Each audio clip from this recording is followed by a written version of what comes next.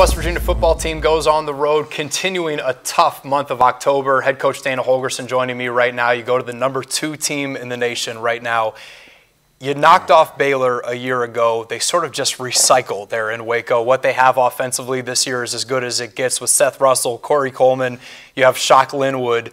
That offense, of course, the numbers are there. The scoring is there. What is the challenge for your defense to step up against a group like that? Yeah, same one as it was last year. It's not a whole lot different than the way it's been here for the last 3-4 years, to be honest with you. They may be overall as a team probably better than they've been the last couple of years, but offensively they've been the same bunch for the last 3 or 4 years. Art's been there 8 years. They keep reloading.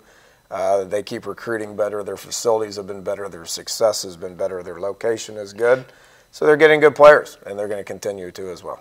Last year, I believe it was Defensive Coordinator of the Week was Tony Gibson after what you guys did to this Baylor attack. How much of what you did last year can still be used against this attack? Yeah, I mean, they're obviously going to be a little bit more prepared for it, but their whole deal is just to figure out what your philosophy is. If you're going to junk up the box and bring a lot of pressure, then they're going to get rid of the ball to wideouts that can make plays. If you're going to play off, try to cover the field, then they're going to run the ball every snap. So, it gets right down to, being able to figure out what that philosophy is, and then you got to make plays. They put their kids in position to make plays, and so do we. And last year we made a few more than they did. You lead the conference right now in interceptions, but clearly the last couple of weeks, a big part of the losses have been your turnovers that you've done offensively.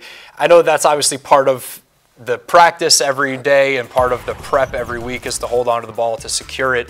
But how important does that become this week when you go up against a defense like Baylor's that has no trouble with turning over the ball? It's funny. Last year we lost the turnover battle 3-0 against Baylor and won the game. Still won. In the last couple of weeks we've had a lot of penalties as well. Well, last year they had twice as many as we did. So I don't, and we had a lot.